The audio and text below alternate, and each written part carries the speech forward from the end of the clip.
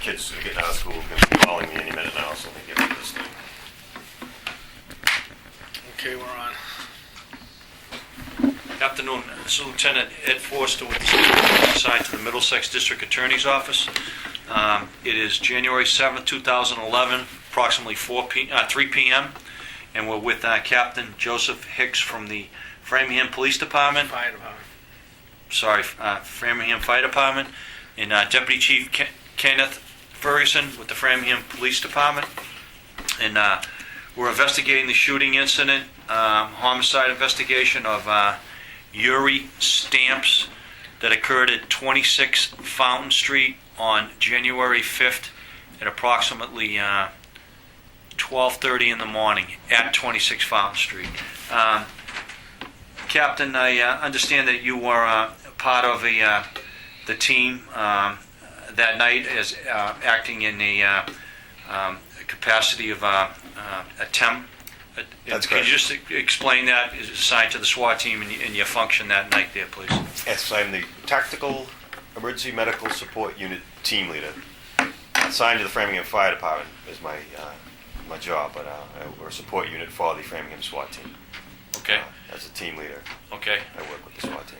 And I understand that you were called in to assist on the night of the 4th into the 5th? That's correct. And if you could just go over the, what the procedure is and how it comes to be and what you do with your men and how you're assigned at the scene with the SWAT team. Sure thing. At approximately 9:30 at night, we received the page to report to the roll call room at the Framingham Police Station. At 11 o'clock that night, we were to report.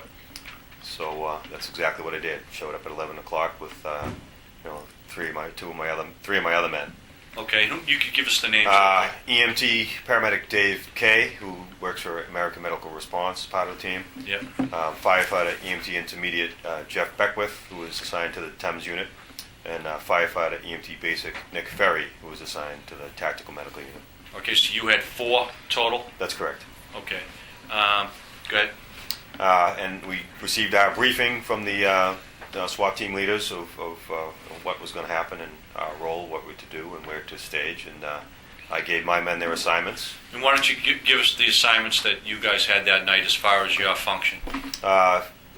EMT Ferry was assigned to the command post in the medical staging area as in charge of communications. Okay, and that was at the Gulf Station area? That was the Gulf Station, that's correct. Okay. EMT Intermediate Beckwith was assigned as an operator, and logistics was his goal, his job, if we needed anything other than what we had on scene. Okay. Find a way to get it. Would he be on scene too? That's correct. He was with us Okay. as part of the team that was responding. Yes. Okay. And firefighter AMR paramedic Dave K was also a tactical medical operator with myself to move in with the entry team. Okay, so what exactly do you mean by move in? Like who actually moved in, and what do you do as After we received our briefing, we moved to the scene in vehicles, the SWAT vehicles. You go in the SWAT That's vehicle correct. itself? Yes, okay. that's correct. All right. And then when we get to the staging area, we wait for our orders. And held, and I waited for our order to move out with the team. And we had Nick Ferry in the command post with an ambulance and a paramedic waiting. And Dave K, Beckwith, and myself were in the back of one of the SWAT vehicles with a couple SWAT operators waiting for the word to move. Okay. All right, so you move and you go at some point up. You just tell us. Okay, we got the execute order. We exited the vehicle with our medical equipment, and we were told to take cover on the A side of the building. Okay. Which is the front. The front, yeah. There was a parked car, maybe 10, 15 feet in front of the house. Yeah. And we did just that. We took cover. And why don't you? I'm going to give you a sheet so you could actually write. That's the front of the house, and you could write on it and just put where you took cover. I was behind this car right here, the orange car. It looks like. All right, you put in where your other guys were. You could put wherever all 3 is were. It was 3 is there. K, I was right here. I believe K was. I was behind the orange car. K and Beckwith, I believe, were. Write their names and your name, and just put it just so we'll have it. Okay, and you were there taking cover. Okay. We took cover behind the cars while the They had a breacher team of 2 men on the B side. Yep. They had a breach team of 2 men on the A side window here. Okay, I'm just putting that in. Just write, just write the 2 breaches again there, the A side. And then 2 on the B side. We already know that, but since you mentioned it, okay. Well, our job is to watch, keep eyes on all the operators to see if anyone needs an assistance, if they Okay. need medical help. We just want to know what they're doing. All right. Then they also had the entry team at the A side door, which, let's see, I don't recall how many men were All right. at the front. Yeah. We took cover behind the cars. We couldn't see what was going on, but we were waiting for the words "execute" was what we were waiting to hear. Execute Yeah. would mean they're going to Yeah. breach, and we'd hold until we received orders. Yep. And we heard the diversionary devices go off, and then we heard the the execute order. The entry team breached, and we held. And Did you hear? Since I got you, did you hear the announcement of the warrant? If you did. Let me back up. Yes, Okay. the entry team was at the door and they knocked. Yeah. They said Framingham Police. Yeah. I don't recall what exactly they said. Yeah, Police okay. terminology, but Yeah. there was a knock at first. Yeah. And a pause. Yeah. I don't recall how long that pause was. I don't remember. Okay. But then the order was given to execute. Okay. And after the word execute was given, the order execute was given. That's when the teams, the breachers, let the diversionary devices go off. Okay. Go ahead. And Just tell then the story. immediately after, the breach team, went in the front door, and then we were monitoring our radio communications, and then within seconds, we heard "Thames up" or "Medic up," which is the code word for us to move in.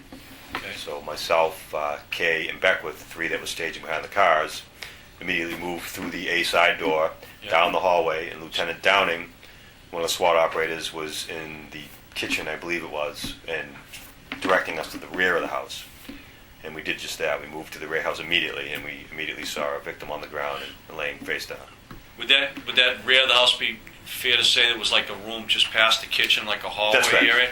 There was a hallway directly to the kitchen, and just behind the kitchen, Okay. There was- What was there? What did you see we there? noticed an adult male Yeah. face down on the ground. Yeah. And when I first approached him, I noticed a pool of blood about his head and neck area, and the pool of blood was growing. Okay. Was there any other police officers there? Lieutenant Downing was standing over us. I saw his legs, and that's the last time I really noticed who was standing there. But Lieutenant Downing was. All right. So when you first saw the gentleman laying on the floor, there was no other police officers there when you went in, if you remember. I walked by 2 SWAT operators in the hallway. Yeah. And then Lieutenant Downing was on my right. They're the only SWAT operators I saw, police officer I saw, Okay. and I went directly to the victim. Okay. Did you when you went there, did you ask about what had happened, or did you just go right to? I went work? directly to the victim. They said we got a victim on the floor, and as I saw him, I saw the blood, and I just went right to my patient assessment. Okay. Did you? I mean, did you think he was shot at that time, or what did you think? I just out. I didn't know. You didn't know. I didn't Okay. know. I didn't know what had happened. I saw Okay. him on the ground. I did not know. So did you ask anybody? I don't know. I don't know. I did not ask. Yeah. I saw the pool of blood, and I was with paramedic Dave Kay, Yeah. and we just did a rapid trauma assessment, and within seconds we figured out what was wrong. Okay. From what we saw, our All right. observations. And what type of medical did you perform on the victim at that point? When we saw the pool of blood, first we did a rapid trauma assessment while he was face down, just to look for any obvious injuries, Yeah. head to toe, quick rapid Yeah. feeling of the body. Then we log rolled the patient onto his back, Yeah. and that's when I first noticed on his left jaw a puncture wound. Okay. And I remember Dave Kay asking me, or I asked him, I don't remember which way it went, but where's this blood coming from was what we were concerned with. Yeah. I took out my shears and I cut his shirt, and as I cut his shirt, the shirt fell open, and I saw a wound at the top left side of his chest, about it was a little smaller than my fist, about 8 centimeters in diameter, bleeding profusely. Okay. And that's when we started to render care. We realized that we had. What is it you do when you're in? Well, we carry equipment on our person, and we with a gunshot wound, we look to plug the wound up with what's called blood stopper or a quick clot. There's different names for it, but it's a bandage that we pack into the wound, Okay. and it has medicine on it, so to speak, that will clot the blood. Okay. So we packed that wound and held pressure on it, Yeah. attempting to control the bleeding. Okay. Any other medical? The patient had a weak. We did do a quick assessment. He initially was groaning in agonal respiration, as we call it. He took a couple breaths, but that ceased almost immediately. And then we felt his pulse. He had a weak pulse, and then we packed the wound and we looked for other injuries, but we didn't see any. Okay. And what happened next? We packed the wound and we held pressure, and then we gave the order to move to get him out to extricate. Okay. And so we put webbing, which is thin strap we carry on us. We put webbing around him. He was a large man. He's probably, I would say, 300 pounds plus. Yeah. So we did a webbing, what's called a webbing drag, to extricate him. We dragged him into the kitchen. Okay. Once we got him into the... You and Kay? Who was Me it? and Kay, yes. Okay, just the two of you at this point? That's correct. Just before we did that, I back up. Firefighter Beckwith, EMT Beckwith was with us behind me, assisting also. Okay. He was waiting for orders for something for him to do. Okay.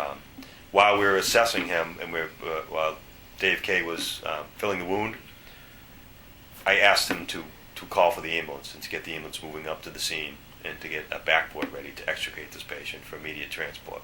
Okay. And he did just that right before we dragged him with the webbing. Okay. Once we got the webbing around him, we dragged him into the kitchen, and at that point, the police officer at the front door let the medic in the door with the stretcher and the backboard. We transferred the patient onto a backboard on the floor, which is a long spinal board, and then we transferred him onto the stretcher, and we gave the word that we're going out and we're transporting him into the hospital.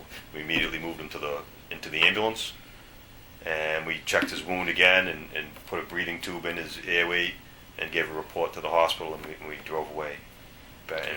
Who was in the ambulance with you? We had Ferry was driving the ambulance. Yeah. In the back of the ambulance was Dave Kay at the head of the patient. I was performing chest compressions. EMT Beckwith was doing airway ventilations. So you're doing, that's like a CPR? That's correct. Chest compressions on the right, chest. Yeah. Yes. Okay. By that time, the victim was in cardiac arrest. There was a police officer in the vehicle? There was a police officer in the vehicle. I don't recall his name. He was a detective.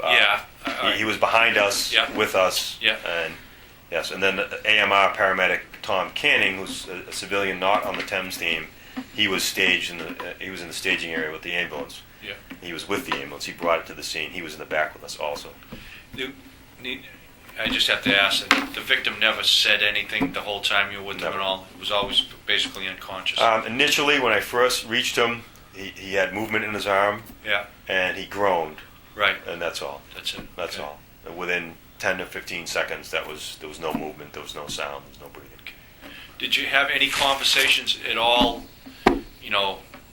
I know you guys are basically, working, on the victim and getting them to hospital as quickly as you. But did you have any type of conversations at all with any of the police about what happened in there? The only conversation we had was one way that we're moving into the kitchen. We gave the command, we're moving into the kitchen. The next, Thames is moving out, and that's all. I had no conversation with anyone in the room at all. Okay.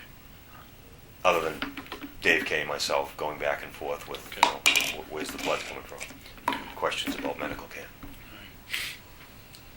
All right. So you went to hospital, and then from there you just secured. We went to the hospital. We assisted transferring into the emergency department, and then we assisted the emergency room personnel with performing CPR and life-saving measures until the lead doctor called the code. Yeah. In which meaning there's nothing more we could do. Okay. Deputy. Just at the beginning there, when they entered, how many flashbangs did you think you heard? I heard one flashbang. Okay. I don't know if it was two at once or one. I don't know. I heard one flashbang, and I heard the breachers go in the door. Okay. Right. And a few seconds later, I heard one lone pop. Okay. Yes. Yeah. Did you form an opinion what that pop was? When I heard the pop, I just looked at Dave Kay. I didn't know what it was. And how soon after the pop did they call you for assistance? Immediately. Yeah. Okay. I heard the pop, and before I could finish I was going to say, what the heck was that? Yeah. And before I got 2 words out, I heard medic up. Okay. And that was our cue to go in. So it was immediately. It all happened so fast. It seemed like it was within seconds. Okay. Is there anything you want to add? Honestly, other than the medical care that I've described, there's really nothing. Else. I Okay. can add. We basically covered it. Your function is to save life. They call you, you go in there, and that's what you're zoned in on. Exactly. Our function is to save life and Yeah. emergency medical care and Yeah. transport. Yeah. So the time from when they called medics up to you got the guy out, how much time do you think had passed? From the time they called medic up to we got him out, Yeah. I would say a few minutes, Yeah. 3 minutes, 4 minutes. I haven't honestly looked at the Yeah. time frame yet. I know the overall time frame was I think less than 10 minutes to the hospital, but I haven't reviewed the times yet. Okay. We moved. Urgency was everything. I Yeah, mean, that's sure. the key to trauma: is move Yep. them out as fast as possible. Yeah. That's what we're trying to do.